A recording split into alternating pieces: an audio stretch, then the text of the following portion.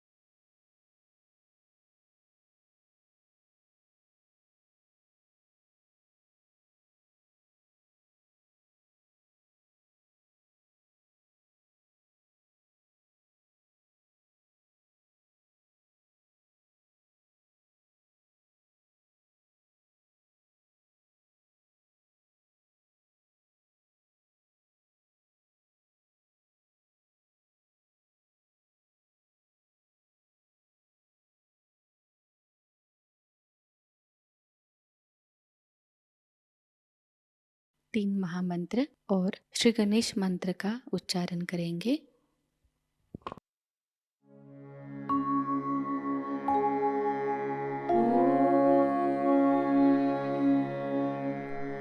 त्वमेव साक्षात् श्री महालक्ष्मी महासरस्वती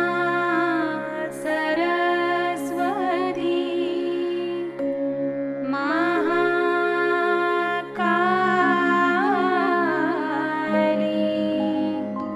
त्रिगुणात्मिका कुण्डलिनी साक्षात् श्री आदिशक्ति माताजी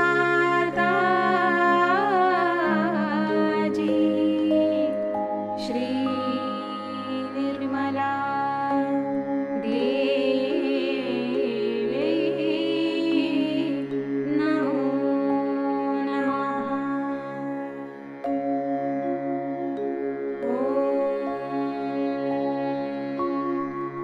त्वमेव साक्षात् श्री कल्की साक्षात् श्री आदिशक्ति माताजी श्री निर्मला देवी नमो नमः।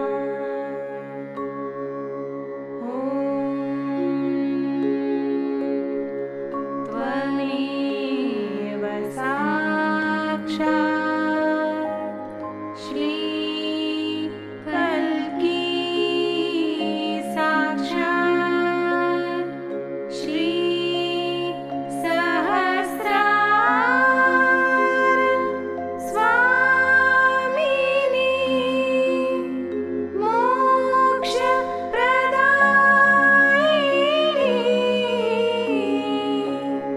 माताजी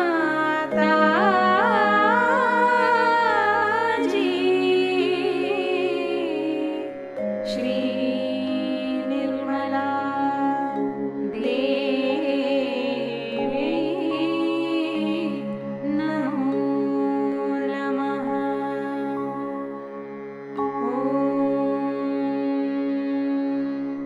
त्वमेव साक्षात् श्री गणेश साक्षात् श्री आदिशक्ति माताजी श्री निर्मला देवी नमो नमः।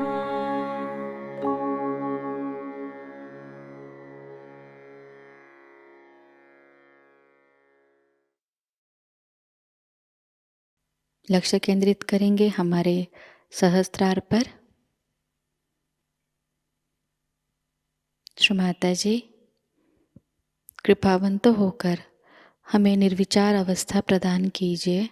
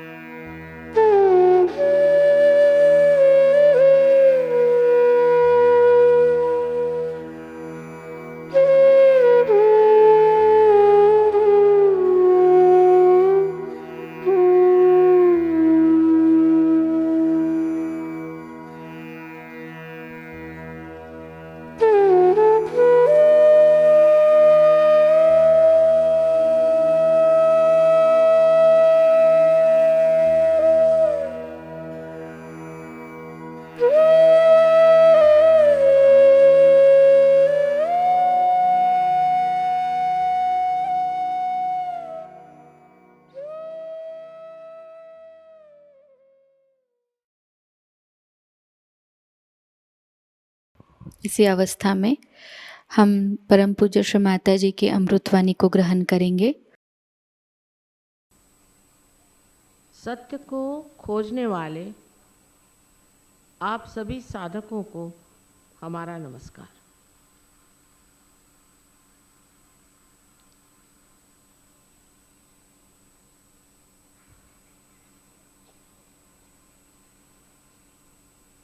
मैंने सुना कि नोएडा से उत्तर में भी, पूरब में भी, पश्चिम में भी हर तरफ सहज की लहर दौड़ पड़ी। बड़ी कमाल की बात कि इस इलाके में रहने वाले लोग सत्य के खोज में इस तरह से आंतरिक हैं, ये मुझे पता नहीं था। और ऐसी आशा भी नहीं, लेकिन आज जो आप सारे जन समुदाय को देखती हूँ तो बड़ा आश्चर्य होता है कि यहाँ पर इतने प्रेमी हैं जो अपना आत्म साक्षात्कार पाना चाहते हैं और अपने अंदर का जो ज्ञान है उसे प्राप्त करना चाहते हैं। आश्चर्य इसलिए कि पहले तो इस जगह जैसी जैसी धर्म की प्रणालियां हो गई उनमें एक से एक सब विपरीत हो गए, और जब हम लोग भी इसी मेरठ के आसपास रहते थे और घूमते थे तो लोगों का सादापन तो दिखाई देता था, पर परमात्मा के लिए इतनी आंतरिक इच्छा मैंने देखी नहीं। और आज आप लोगों को देख करके एक चमत्कार सा मुझे लगता है कि जिस भूमि को आप एक उर्वरा ज़मीन समझें और वहाँ इतने पेड़ पनप जाएं तो ये विशेष करके एक सहज का चमत्कार ही कहना चाहिए। ऐसे महाराष्ट्र में बहुत मेहनत की हमने, सालों मेहनत की, संत साधुओं ने वहाँ खून डाला, बहुत सी बातें सहयोग की जो आज आप सुन रहे हैं पहले भी वहाँ लिखी गई हैं।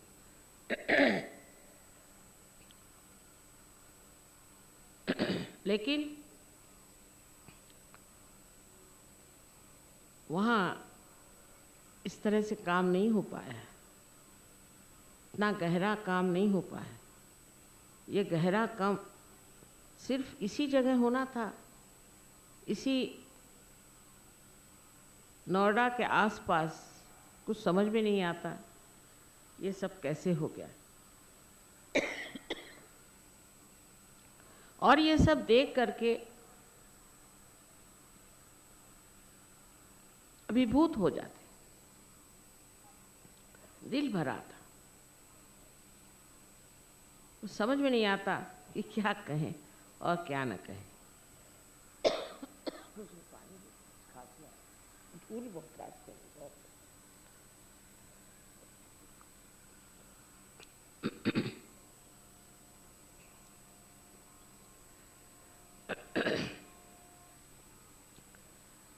वैसा आप जाने या न जाने, हर इंसान आनंद की खोज में रहता है। जिस चीज से उसे सुख मिले उसमें रहता है।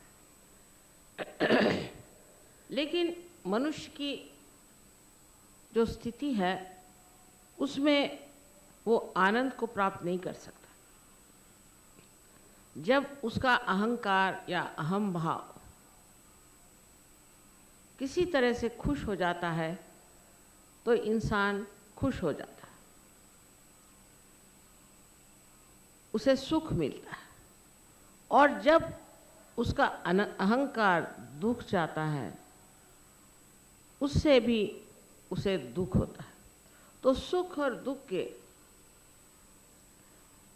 रात और दिन के छाया में मनुष्य रहता है।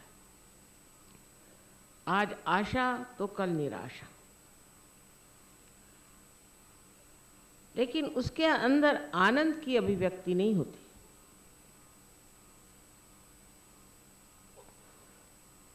जो सुख और दुख वो अपने अहंकार से प्राप्त करता है वही अपने संस्कारों से भी प्राप्त करता है। जैसे कि हमारे संस्कार हैं, कुछ अच्छे संस्कार हैं, और जब हम किसी बुरे संस्कारों में जाना चाहते हैं तो दुख होता है। या किसी को देखते हैं कि जिसमें ये बुरे संस्कार हैं उससे दुख होता है, और किसी को देखते हैं कि आदमी में कितने अच्छे संस्कार हैं, यह आदमी कितना महान है, उसे देख करके सुख होता है। तो सुख और दुख के आंदोलन में मनुष्य का जीव भटकता है। आनंद की प्राप्ति सिर्फ तब होती है जब आपका संबंध उस चारों तरफ फैली हुई चराचर की चैतन्य सृष्टि से होता है। इसको पातंजलि ने ऋतंभरा प्रज्ञा कहा है, बड़ा भारी नाम देते हैं, लेकिन है चीज वही, इसे हम ब्रह्म चैतन्य कहते हैं। ये जो ब्रह्म का चैतन्य चारों तरफ फैला है, ये बड़ा भारी एक सत्य है। और जो ये आज आप यहाँ फूलों की सृष्टि देख रहे हैं, ये जो सुंदर सब चीजें देख रहे हैं, ये सब उसी चैतन्य का कार्य है। जितना भी जीवंत कार्य है वो ये ब्रह्म चैतन्य करता है। और जाने न जाने मनुष्य भी उसी ब्रह्म चैतन्य के साथ योग घटित होने की, संबंध जुटने की मन में इच्छा रखता है, पर उसको कभी कभी ये मालूम नहीं होता। दूसरे सत्य ये है कि मनुष्य जो आज ये सुख दुख के झमेले में बैठा हुआ है, और जो ये अपने शारीरिक, मानसिक और बौद्धिक, आत्मिक सब चीज़ों से पीड़ित है और इसको मानता है कि ये सब कुछ मेरी चीज़ है, वो असल में शुद्ध आत्मा है। ये सिर्फ उपाधियां हैं। और जब वो शुद्ध आत्मा हो जाता है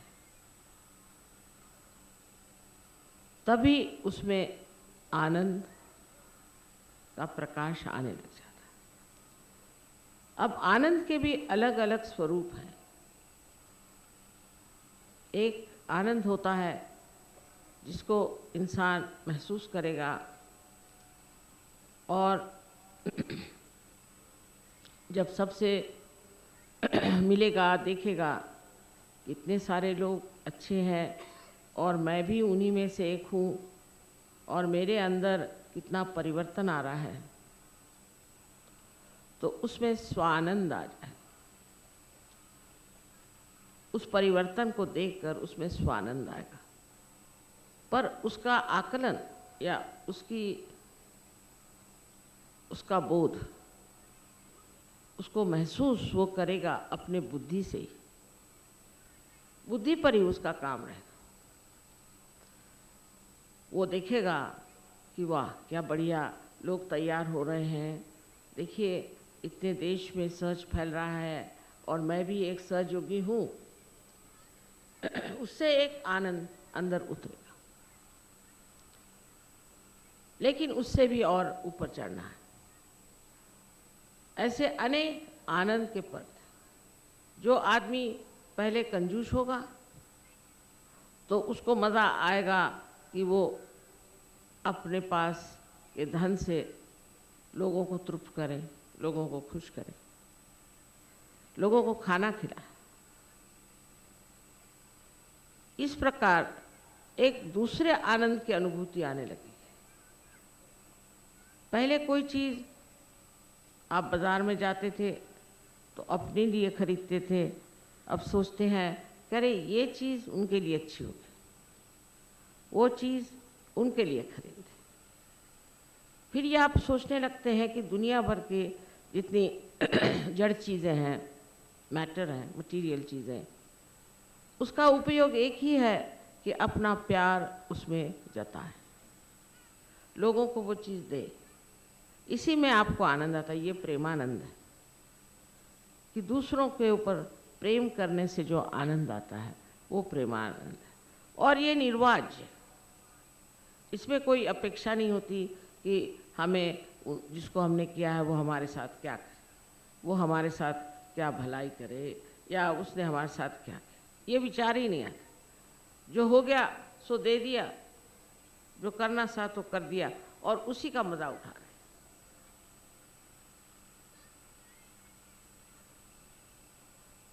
उसके बाद बहुत से कलाकारों में एक नया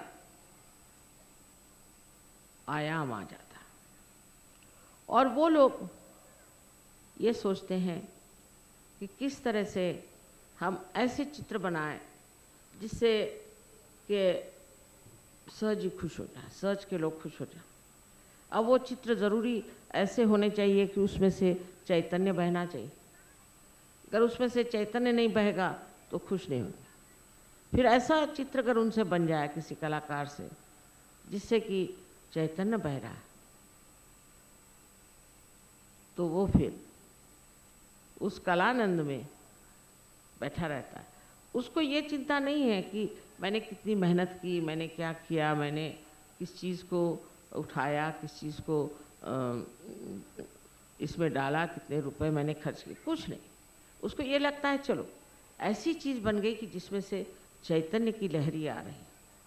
तो उस दर्पण को देख करके अंदर उसके ऐसी भावना आती है कि मैं भी कुछ हो गया हूँ, जो मेरे हाथ से जो चीज़ बनती है उसमें से चैतन्य आता है। आज भी ऐसे बड़े बड़े कलाकार हो गए जिनके चित्रों में से चैतन्य की लहरियाँ आती हैं और बहुत सुंदर ऐसा वातावरण वो निर्माण करते हैं। लेकिन उसकी जानकारी जब तक आपके हाथ में चैतन्य नहीं होंगे आप जान नहीं सकते। और इस तरह के नए आयाम में हर कलाकार एक नई भूमिका ले लेता है। और जो कलाकार भी नहीं है वो भी, मैंने सुना है बहुत से लोग कि जिन्होंने कभी कविता तो क्या कोई गद्य काव्य भी नहीं लिखा है, वो एकदम कविता बनाने लग जाते हैं और बड़ी बढ़िया गहरी कविताएं, और ऐसे छंद में और ऐसे गीतों में वो बसा देते हैं कि वो खुद हैरान है कि हमने कभी लिखा ही नहीं और हमें कभी मालूम ही नहीं, और ये पता नहीं किसने लिख दिया और ये कैसी सुंदर चीज़ बन गई। और उसके गाने में जैसे अभी यहाँ लोग गा रहे थे, कितने आनंद से झूम झूम के, क्योंकि उसके अंदर की जो चेतन शक्ति है, चैतन्य है, वो आपको आनंद दे रहा था। और ऐसे कला के आनंद में आप विभोर थे और आप ये भी जान रहे थे कि आप सबको आनंद दे रहे हैं, सबके अंदर चैतन्य बह रहा है। हर कला के अंदर से चैतन्य बह सकता है, हालांकि उसको बनाने वाला, चलाने वाला, कहने वाला, गाने वाला ये मनुष्य, लेकिन उसके अंदर से चैतन्य की लहरियाँ ऐसी निकलती हैं कि जैसे कोई साक्षात मुरली बजा रहा। इन सब चीज़ों का सहयोग में बहुत ही बड़ा हमने प्रदर्शन देखा है हर जगह, हिंदुस्तान में नहीं बाहर भी, हर जगह कला एकदम से प्रस्फुटित हो गई। बहुत से कलाकार जो हमारे सामने बजाने आए आज दुनिया में, विश्व में मशहूर कलाकार हैं, और बहुत से कलाकार खासकर प्रदेश में संगीत में इतना नहीं किंतु कला में, पेंटिंग्स में बहुत नाम कमा रहे हैं। इस प्रकार हर चीज़ में मनुष्य को एक तरह से कि नया आनंद आता है। तीसरे बहुत से लोग जो कार्यशील हैं, बहुत कार्य में रहते हैं, वो लोग कार्य करते हैं लेकिन बड़ी तकलीफ होती, श्रम होता है, सोचते हैं ये क्या भला है, कब ये नौकरी छूटे और हम आराम से बैठें, और बड़ी परेशानी। सहयोग के बाद मैंने देखा कल ही एक साहब बता रहे थे कि वो रात को 3-3 बजे तक ये झंडे बना रहे थे और ये गेट्स बना रहे थे, ये तोरण लगा रहे थे। अरे मैंने कहा इतने दिन से तुम लोग तोरण लगा रहे हो, थक नहीं गए? कहले नहीं माँ, हमें तो इतना आनंद आ रहा था, बड़ा ही आनंद आ रहा था, और उसी आनंद से हम सब कार्य कर रहे थे। और कैसा आनंद, हम लोग सब मिलकर के ऐसा लग रहा था जैसे देवी का राज जगह हो रहा है। और न जाने कितने दिन उन्होंने मेहनत की, कितने गेट्स लगाए, आप लोगों ने भी कितनी सजावट करी हुई है। यही मैं सोचती हूँ कि ये सब प्रेम का ही तो आरोपण है। आप लोगों का जो प्रेम है वही इन सब चीज़ों में छिपा हुआ हंस रहा है, खुश हो रहा है। ये एक फिर आपको कहना चाहिए कि कर्म का आनंद, आपने जो कर्म किया, क्योंकि आपको लगता ही नहीं आप काम कर्म कर रहे हैं, आपको लगता है कि नहीं हम तो मज़े कर रहे हैं, ये तो ये हो रहा है वो हो रहा है, हर एक चीज़ में मज़ा आने लगता है। यही नहीं, पर आपके अपने काम में भी आपको बड़ा मज़ा आएगा, सब चीज़ में बड़ा मज़ा आएगा। और फिर एक सामूहिक आनंद होता है। इस सामूहिक आनंद में आप समूह के साथ, चाहे वो गाना बजाना हो, चाहे मंडप खड़ा करना हो, चाहे पोस्टर्स लगाने हो, पता नहीं क्या क्या किया है, इस किसी चीज़ में भी आपको बड़ा ही आनंद आता है, क्योंकि ये भी एक बड़ा सामूहिक आनंद है। सामूहिक आनंद काफ़ी ऊंची चीज़ है। उसमें एक दूसरे से ईर्ष्या नहीं होती, कोई ईर्ष्या नहीं। और जो कुछ अधिक काम करता है तो उसके प्रति बड़ा गौरव और बड़ी श्रद्धा होने लग जाती। इस आनंद से भी एक आनंद और भी है, जो मन ही मन श्रद्धा और भक्ति से आप गदगद हो जाते हैं। ये भी एक नया आयाम भक्ति के अपने अंदर जाग उठता है। बहुत से लोग थे वो तो भगवान को भी नहीं मानते थे, पर आज सहज में आकर के पागल जैसे नाचते हैं, बस रोका ही नहीं जा सकता हूँ, उठ करके नाचना शुरू कर देते। मैं कहा भाई क्यों नाचने क्यों लगे? मैं रहा नहीं जाता माँ, सारा शरीर जो है अंदर से नाचने लग जाता है। तो नृत्य का आनंद जैसे हो उस तरह का आनंद आने लग जाता है। वो ये नहीं परवाह करते कि उनको नाचना आता है कि नहीं आता है, बस एक सारा शरीर आनंद से आडोलित हो जाता है और सब उसी आंदोलन में नाचने लग जाते हैं। लेकिन इसके साथ ये नहीं है कि कोई आडंबर हो, सादगी से सारा काम होता है, उसमें किसी तरह की शिकायत नहीं, और सब आपस में प्रेम से हंसी मजाक करते हैं। मैं तो देख देख के आश्चर्यचकित होती हूँ कि देखिए ये मनुष्य जो कि कल बोलता ही नहीं था, बड़ा ही घुम्मा आदमी था, आज पता नहीं कैसे एक दूसरों से मजाक कर रहा है, खूब जोर जोरों से हंस रहा है, दिल खोल करके बोल रहा है, दिल एकदम खुल जाता है। और वो इस प्रकार खुलता है कि आप भी नहीं समझ पाते। एक साहब मुझे एक दिन मिलने आए अमेरिका में, कहले माता जी आपने पता नहीं क्या कर दिया मुझे। मैंने कहा क्यों? कहले मैं तो अपने चाचा से इतनी नफरत करता था, बस उसकी शक्ल दिखाई देती थी तो बस गुस्सा चढ़ जाता, पर आज वो मुझे मिला तो मैं एकदम लपक के मैंने उसको आलिंगन दे दिया। वो मेरी ओर देखने लग गया, क्या वो पागल तो नहीं हो गई? कहले पता नहीं नफरत कहाँ भाग गई, और वो जो गुस्सा था वो तो पता नहीं कहाँ रह गया, और खूब उनको आलिंगन दिया मैंने। अब कहले मुझे अच्छा लगता है, ऐसे मैंने कहा। वो कहले जी आपकी तबीयत तो ठीक है? कहले क्यों? तुमने ऐसे कभी किया ही नहीं मुझे। तो उस चाचा के आँख से आंसू बहने लगे, आंसू बहने लगे। उसने कहा कि ये क्या चमत्कार है कि तुम्हारे अंदर मेरे लिए ऐसा प्यार कैसे उमड़ा? कहले वो सब चीज़ अपने आप छूट ही गई, जो मुझे तुम्हारे प्रति गुस्सा था, तुम्हारे प्रति जो मुझे घृणा सी लगती थी, सब छूट ही गए अपने आप, और पता नहीं मैं कुछ और ही हो गया। इस प्रकार की मनुष्य के परिवर्तन में बड़ी सुंदर सुंदर ऐसी छटाएं होती, पर तो भी वो बुद्धि में बैठती हैं। आदमी बुद्धि से उसे परखता है और सोचता है कि कल मैं ऐसे था, आज मैं कैसे ऐसे हुआ। अरे भाई, ये चमत्कार कैसे हो गया? मेरी तो ये परेशानियां थी और ये परेशानियां मेरी छूट गए। वे परम चैतन्य है, आप उसके दरबार में आ गए, फिर वो तो सारा काम इतना अचूक करता है और किस तरह से संभालता है, ये बस आप देखते ही रहिए।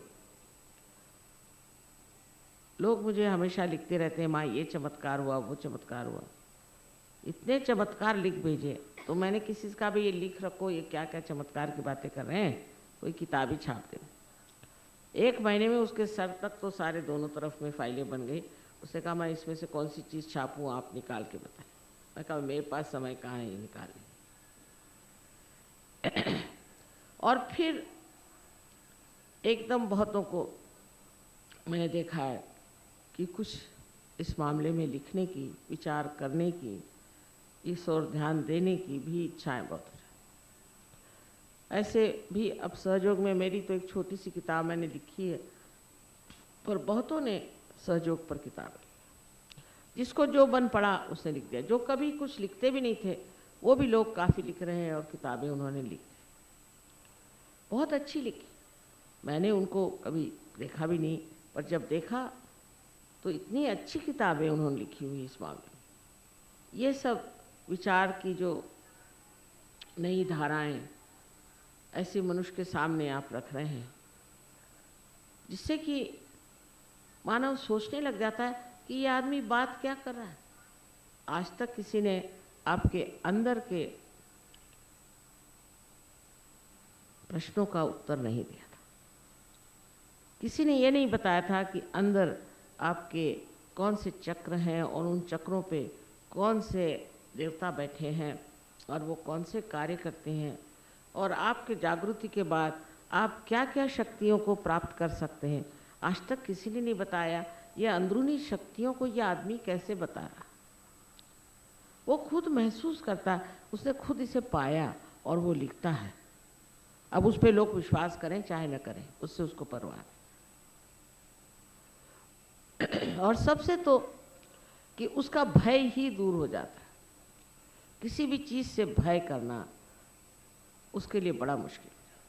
वो किसी से डरता नहीं, किसी से डरता नहीं। जो कुछ भी करना है वो सामने जा करके साफ कह करके करना, वो डरता नहीं। किसी से भी उसको ये नहीं लगता है कि मैं ये कहूँगा तो वो क्या करेगा, वो कहूँगा तो क्या करेगा। और इसी तरह से वो एक शेर के जैसा, एक जैसे जंगल में राजा होता है, वैसे ही इस कलयुग में एक बड़े भारी वीर के भ्रांति रहता है। फिर वो चाहे औरतें हो चाहे आदमी हो। मैंने देखा है कि ऐसे उनके अंदर से वीरता के प्रदर्शन होते हैं कि कभी सोचते भी नहीं थे कि ये इंसान कुछ बोलेगा या कुछ करेगा। बहुत से लोग जो स्टेज पर बोलते नहीं थे, मैंने कहा चलो खड़ो हो, बोल लो, शुरू कर दिया। और कहते माँ पता नहीं हम कैसे बोले जा रहे थे, पता ही नहीं, हम बोलते गए, हमें पता ही नहीं हम क्या बोल रहे थे। अरे भाई तुम बहुत अच्छा बोले, हमें तो पता नहीं माँ, हम तो बोलते जा रहे थे। इस प्रकार अनेक सारी चीज़ें अकस्मात घटित होती हैं, क्योंकि हमारे अंदर आत्मा का प्रकाश आ जाता है। आत्मा के प्रकाश में हम एक दूसरों को पहचानते हैं, एक दूसरों का महत्व जानते हैं, और फिर जो हमें एक दूसरों के प्रति व्यवहार है उसमें प्रेम उमड़ आता है। तो प्रेम ही सत्य है और सत्य ही प्रेम। जब आप सत्य जानते हैं तब आप ये भी जानते हैं कि आप सारे सृष्टि से प्रेम करते हैं और सारे दुनिया से प्रेम करते हैं। प्रेम ही प्रेम आपको मिलता है और प्रेम ही प्रेम आपको। और अगर कोई आदमी आपको सताए या परेशान भी करे तो वो आपकी चिंता करने की बात नहीं, वो आप परम चैतन्य पे छोड़ देते हैं कि इनको संभालो। इस प्रकार सब चीज़ों का हल अपने आप निकलता है और आप सुख और दुख के चक्कर से छूट जाते हैं। जिस चीज़ को देख करके आपको दुख होता था, उसको देखकर अब हंसी आएगी कि क्या बेवकूफ़ी है, देखिए इनकी बेवकूफ़ी। यहाँ तक मैंने देखा है कि अगर कोई ईसाई होगा और वो सहज में आ जाता है तो ईसाइयों की बेवकूफ़ियाँ देखता है, और कोई हिंदू होगा और वो अगर सहज में आ जाएगा तो हिंदुओं की बेवकूफ़ियाँ देखेगा। उसी प्रकार मुसलमान, उसी प्रकार सब। और जब वो अपने जात भाइयों की बुराइयां देखने लग जाते हैं तो उधर उद्यत हो जाते हैं, उधर वो कोशिश करते हैं कि ये बुराइयां हट जाए। तो एक सामाजिक आनंद भी अंदर आने लग जाता है, कौटुंबिक आनंद भी आता है जब आपकी पत्नी भी सहयोगी हो, बच्चे भी सहयोगी हो और आप भी सहयोगी हो, तो सब साथ बैठ कर के और कोई बात ही नहीं करते, सहयोग की बात करते हैं। अरे मैंने कहा इतनी सहयोग की क्या बात करते हो? कहले माँ कुछ ख़त्म ही नहीं होती, सहज ही योग की बात पता नहीं क्या हम लोग करते रहते हैं, कुछ ख़त्म ही नहीं होती और कोई बात ही नहीं करते। इस प्रकार एक नया मानव आज तैयार हो रहा है, इसे जान लेना चाहिए।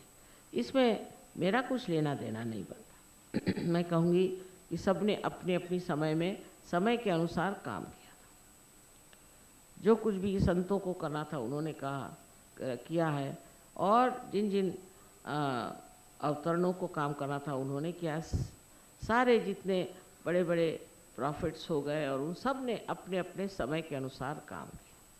उस वक्त वही काम करना था। आज दूसरा काम है जो मुझे दिया गया, वो ये कि सबकी कुंडलिनी जागृत हो। मैं नहीं करती, ये भी सोचना कि मैं करती हूँ, ये भी गलत बात। आपकी हो जाती है मेरे सामने आने। मुझे तो कभी ऐसे नहीं लगता कि मैं कुंडलिनी को जागरूक करती हूँ, कुछ हो जाता है, क्योंकि कोई ऐसी बात ज़रूर है कि जिसके वजह से मेरे सामने आपकी कुंडलिनी जागरूक हो जाती, फ़ोटो के सामने भी हो जाती। और ये कैसे क्या होता है, सब कुछ क्या है, इसके बारे में आप सोचते भी नहीं, बस उसी में फिर आप मगन हो जाते हैं। और आप में जो दूसरा आनंद, जो बहुत बड़ा आनंद है, जिसे कि हम कहना चाहिए कि निरानंद आपके अंदर आ जाता है जब आप इसके बारे में सोचते ही। आनंद में सोच ही नहीं, सोच विचार, तब आपकी पूर्णता हो गई। जब आप आनंद में ही बैठे हुए हैं तब आपकी पूरी तरह से पूर्णता हो जाती है। और यही पूर्णता प्राप्त करना माने ही एक निर्वाण की शुरुआत है। अब निर्वाण की भी कल्पनाएं अनेक अनेक लोगों ने बना दी अपने अपने तरह से। निर्वाण का मतलब ये है कि आप अपने स्वयं में पूरी तरह से खो जाएं, वही निर्वाण है। इसकी कोई व्याख्या नहीं कर सकता, क्योंकि ये एक स्थिति है जिसमें आप ऐसी महान दशा में पहुंच जाते हैं कि जहाँ पर आपके लिए सब आप ही हैं। सारी सृष्टि आप हैं, सारी दुनिया आप है, और आप सब में ही समाये हो। ऐसी एक स्थिति है, उसको प्राप्त करने के लिए सर के बल खड़ा होना नहीं है, कुछ और जप तप करने की ज़रूरत नहीं, कुछ नहीं। ये अपने आप एक बार जागरण हो जाए तो जैसे पेड़ अपने आप बढ़ता है, उस तरह से ये स्थिति आ जाती है। आज मुझे ये कहना है कि सिर्फ याद रखना चाहिए, ये स्थिति आते वक्त रास्ते में बहुत सी अड़चनें आ सकती। एक चीनी लाओ त्से करके बहुत बड़े कवि हो गए, लेकिन वो बड़े भारी साधु थे और बड़े प्रचारक थे। उन्होंने ताओ करके एक धर्म निकाला। इसका मतलब वो जो है ताओ। अब वो उन्होंने जो एक यांगसी रिवर है उसका वर्णन दिया। मैं भी उस रिवर से गई थी देखने के लिए, तो वाकई में हर 2-3 मिनट बाद उसका सीन बदलता था, और इतने सुंदर सुंदर पेड़ और इतने सुंदर सुंदर पहाड़ जो कि चाइनीज़ लोग अपने चित्रकारी में इस्तेमाल करते हैं, सब उसकी प्रेरणा वहीं से आती है। पूरी समय 24 घंटे में उसके पास बैठे। उनका कहना ये है कि इस नदी से जब प्रवास कर रहे हैं तो उसमें बहुत से भंवरे भी हैं और उसमें बहुत गोल गोल ऐसी जगह बनी हुई है जहाँ से आपको घूम के जाना पड़ेगा, क्योंकि वहाँ पथरीली ज़मीन है, ये है, ये सब संभल के करना पड़ेगा। और फिर उसके बाद में इधर और उधर इतने बढ़िया सीन्स हैं, इतने बड़े बढ़िया पेड़ लगे हुए हैं, उनको देख करके आपका मन उधर ललचाएगा, मन करेगा कि उतर जाएं, या सोचेंगे कि इसे प्राप्त कर लें। तो उधर नहीं देखना है, आप सीधे जाते हैं। जब समुद्र नज़दीक आ जाएगा तो नदी अपने आप ही बढ़ जाएगी और अपने आप उसके जो किनारे दूर हट जाएंगे और आप नदी फिर समुद्र में समा जाएगी। और वास्तविक ऐसे ही अपने जीवन में भी ये कुंडलिनी के मामले में होता है। कुंडलिनी जब चढ़ने लग जाती है तब उसमें कहीं कहीं रुकावटें आती हैं। कार्य शक्ति में भी रुकावटें आ सकती हैं और कार्य प्रणाली में भी, मतलब कार्य करने के ढंग पर भी।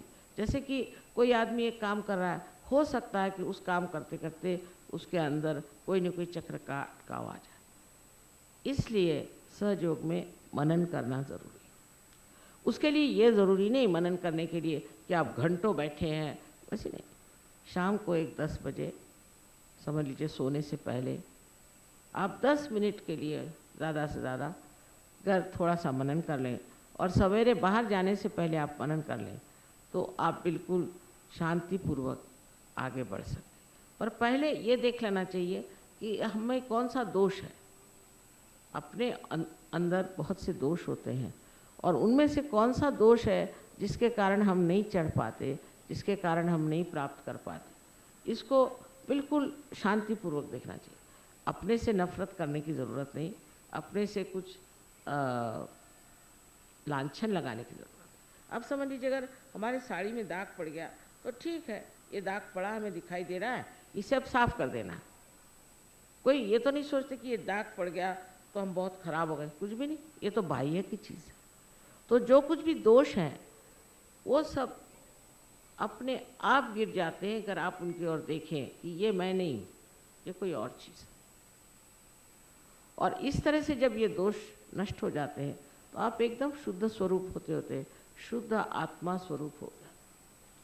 और यही स्थिति को प्राप्त करना है, और तब आप आनंद को प्राप्त करते हैं। इस आनंद की हर एक अलग अलग अनुभूतियाँ आते भी रहती हैं, पर वो बुद्धि पर नहीं, वो एक स्थिति हो जाती है जहाँ मनुष्य आनंद में ही जमा रहता है और सब चीज़ को देखता है, एक नाटक जैसे। इसको कहते हैं साक्षी। साक्षी होके हर एक चीज़ को देखता है। अरे ये हो रहा है, ठीक है, वो हो रहा है, ठीक है। किसी चीज़ से वो विचलित नहीं होता। जो श्री कृष्ण ने स्थितप्रज्ञ की भाषा कही है वो ऐसे इंसान, और उन्होंने पहले ही कह दिया कि ज्ञान को प्राप्त करो। ज्ञान का प्राप्त करने का मतलब ये नहीं कि आप किताबें पढ़िए, लेकिन उसका अर्थ ये है कि आप अपने अंदर बसे हुए ये जो नस नस है, ये जो सेंट्रल नर्वस सिस्टम है, इस पर इसका बोध होना चाहिए, इस पर जानना चाहिए। जैसे कि एक जानवर है, उसको गंदगी का विचार नहीं होता, मनुष्य को गंदगी का विचार होता है। अब अगर मनुष्य अगर कहे कि मैं जानवर हूँ तो ये तो गलत बात, और जानवर कहे कि मैं मनुष्य हूँ तो वो भी नहीं बात। फर्क क्या है कि इनका जो सेंट्रल नर्वस सिस्टम है मनुष्य का, उसमें बहुत सी सूक्ष्म सूक्ष्म संवेदनाएं आ गई, बहुत सी, जो जानवर में नहीं आई। अब इससे ऊंची गति क्या होगी? ऊंची गति होगी कि जैसे एक कुत्ते से आप में ये फ़र्क है कि आप गंदगी जानते हैं, वैसे ही सूक्ष्म गति ये होती है कि आप जानते हैं ये पाप, ये बुराई, इसको करने का। जो चीज़ें आपको सर्वनाश की तरफ ले जा रही हैं वो गलत है, क्योंकि आपकी स्थिति ऊंची हो गई। आप एक महान स्थिति में आ गए हैं जिसमें से आपके अंदर ये संवेदनाएं आ गए, ये गलत है, ये असहज है, इसको छोड़ो। वो अपने आप ही छूटता जाए, बुद्धि से नहीं छूटता है, यही फर्क है कि निरानंद में बुद्धि से नहीं छूटता है, वो निरानंद के ही आश्रय होता है। इसमें आनंद ही नहीं, छोड़ो, इसमें वाइब्रेशन नहीं, छोड़ो। जिसमें वाइब्रेशन नहीं वो चीज़ हमें चाहिए नहीं, ये बात आपके अंदर आने लग जाती है, क्योंकि उससे वो आनंद ही नहीं आता। इसलिए वो चीज़ आप कभी लेते भी नहीं और उसको मानते नहीं। इसके लिए कोई बड़े भारी यूनिवर्सिटी में जाने की ज़रूरत नहीं, या बड़े वेद और ये और वो पढ़ने की कोई ज़रूरत नहीं। ये मनुष्य की एक स्थिति है। कोई वेद पढ़ के या कोई बाइबल पढ़ के तो हम इंसान नहीं हुए। एक अंदरूनी जो निसर्गतः, इसको कहना चाहिए कुदरती तरीके से, जो हमारे अंदर आज एक मनुष्य की स्थिति है, वही कुदरती तौर पर ही फिर वो ऊंची स्थिति हो सकती है। उसके लिए कोई भी आलंबन नहीं चाहिए, कोई आरोपण नहीं चाहिए। सीधे सीधे आप उस दशा में पहुंच सकते हैं और उसको आप प्राप्त कर सकते हैं, और ये आपका हक, हर एक साधक का ये हक है, और इसकी पूर्ति होने का यही समय है। और आप इसे सब लोग प्राप्त करें, प्राप्त करके और फिर जानिए कि आप क्या है।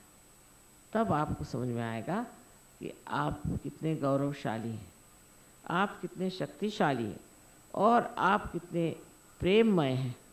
और सबसे बड़ी चीज़ आप जानिएगा, केवल सत्य क्या है, केवल सत्य, एब्सोल्यूट ट्रूथ जिसको कहते हैं।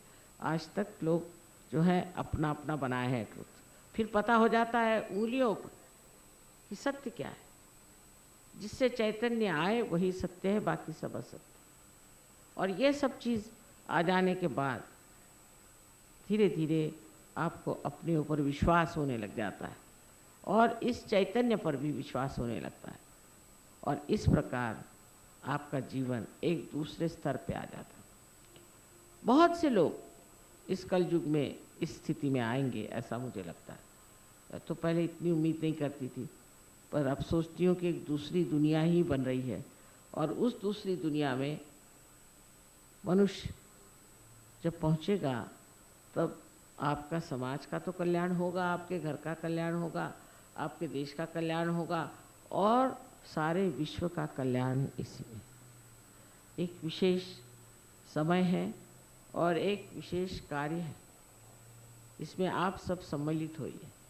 सब लोगों को इसमें आ जाना चाहिए। जितने लोगों को मिल जाए उनको आप जोड़ते चलिए, और उनके प्रश्न सब हल हो जाएंगे। इतना ही नहीं, उनको समझ में आ जाएगा कि मनुष्य के इस स्वरूप में हमें क्या होना है, क्या प्राप्त करना, हमारे जीवन का क्या अर्थ है। इसका उत्तर साइंस नहीं दे सकती, ये उत्तर आप प्राप्त कर लेंगे।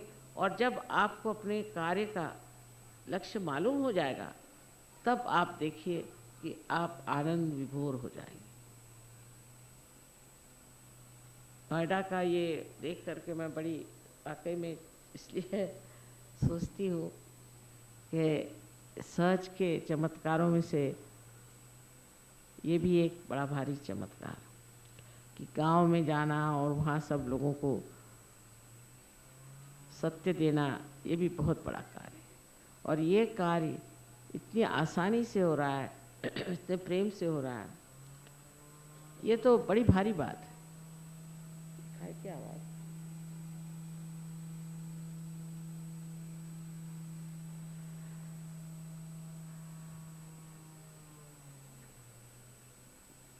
अब जो है, आज इतना कहना है कि आप सबको अपने प्रति एक श्रद्धा होनी चाहिए। अपने प्रति किसी तरह की ऐसी बात नहीं सोचना है कि अरे मैं क्या हूँ, मैं तो पापी हूँ, मैंने ये किया वो किया। क्योंकि रात दिन सब लोग आपको यही बताते रहते हैं कि तू बड़ा खराब है, तू ऐसा है, तू ऐसा। ये सब नहीं सोचना। ये सोचना है कि एक मैं मानव हूँ और मैं बड़ी ऊंची दशा में हूँ। अब मुझे इससे भी ऊंची दशा में जाना है। ये बड़ी गौरव की बात है आपके बारे में कि आप मानव हैं, और मानव को ही तो जागृति दे सकते हैं, जानवरों को तो नहीं दे सकते। दूसरी बात यह है कि ये समा ऐसा, इस समा में आप पैदा हुए, वो भी इस योग भूमि में, इस भारतवर्ष में, जहाँ पे अनेक साधु संतों ने बहुत तपस्या की। इसलिए ये आपको बहुत आसानी से प्राप्त हो जाए। और प्राप्त होने के बाद यही सोचना है कि ये एक सामूहिक कार्य है। सामूहिक कार्य जब तक आप में नहीं होगा, जब तक आप सामूहिकता में नहीं आएंगे, आप बढ़ेंगे नहीं, आप में किसी भी तरह से प्रगति नहीं होगी, आप जहाँ के तहाँ रह जाएंगे। इसलिए एक ऐसा अपने मन में विचार रखें कि क्या एक बीज अंकुरित होने के बाद ऐसे ही फेंक दिया जाए, या उसको एक वृक्ष में रूपांतरित कर सकते हैं, उसको एक बड़ा भारी पेड़ बना सकते हैं, तो क्यों न बनाए।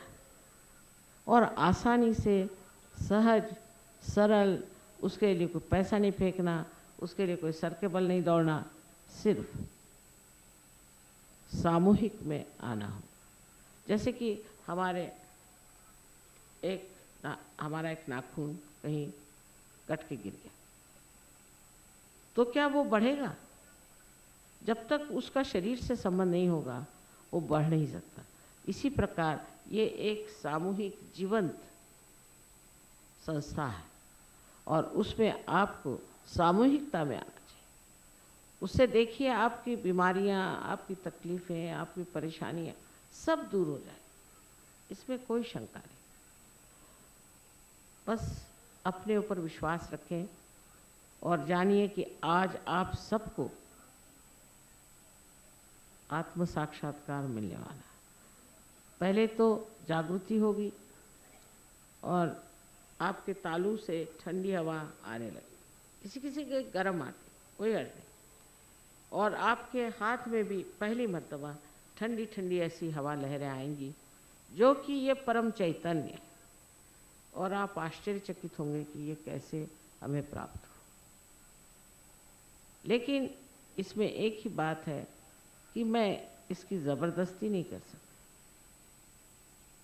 ज़बरदस्ती नहीं हो सकता।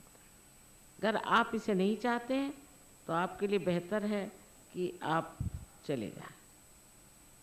और जिनको इसकी ज़रूरत है और जो इसे चाहते हैं सर आँखों पर, उनके लिए सारी सृष्टि तैयार बैठी हुई है। चैतन्य की सृष्टि आपको पार करा देगी। आप लोग तो बहुत आसान है, परदेश में बहुत तकलीफ़ होती मुझे, यहाँ तो बहुत आसानी से लोग सब पार हो जाते हैं, उनका कोई प्रश्न ही नहीं। ठंडी हो तो भी पी लेंगे।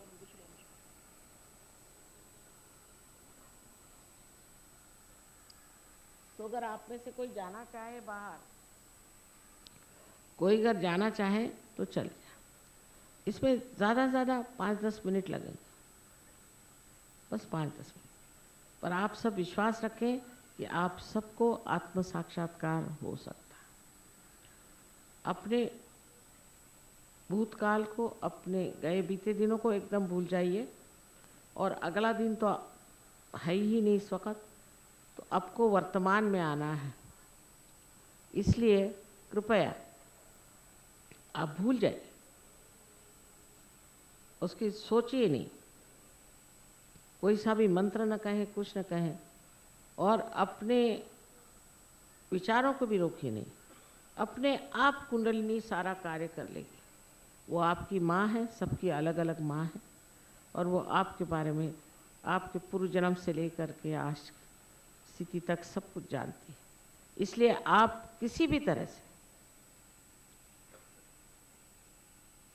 तरह से अपने में कोई दोष न देखें, अपनी बुराइयां न देखें, और अपने ऊपर पूर्ण श्रद्धा विश्वास रखें और आत्म साक्षात्कार को प्राप्त हो। जा रहे हैं, पता नहीं कुछ जाना होगा।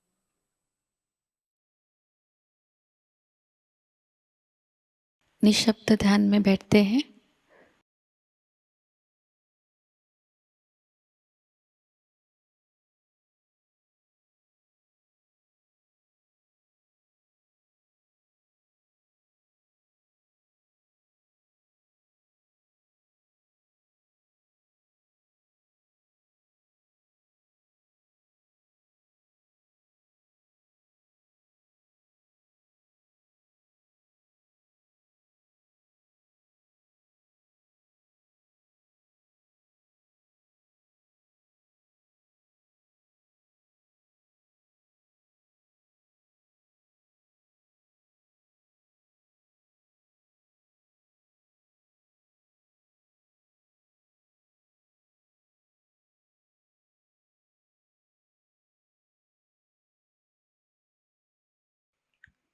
परम पूज्य श्री माता जी, आपकी परम कृपा में हम सब एक प्रतिभाशाली व्यक्तिमत्व बन जाए। श्री माता जी, आपकी परम कृपा में हम सब आपके श्री विराट स्वरूप के अंग प्रत्यंग बन जाए। अपनी ध्यान धारणा और सामूहिक कार्य की तपश्चर्या से हम श्री आदिशक्ति के एक प्रभावी और प्रभावशाली माध्यम बन जाए।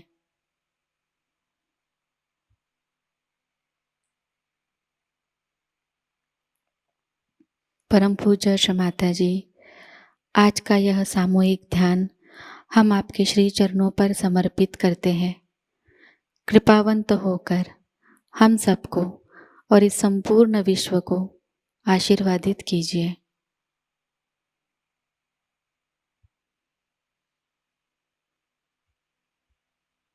श्री मां को प्रणाम करेंगे और सामूहिकता में कुंडलिनी चढ़ाकर बंधन लेंगे।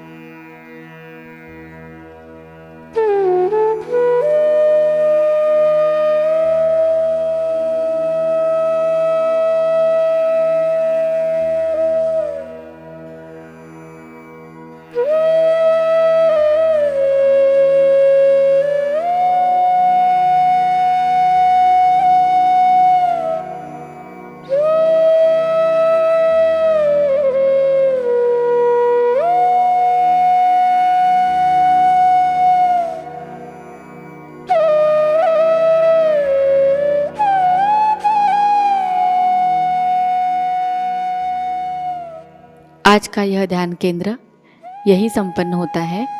जय श्री माता जी।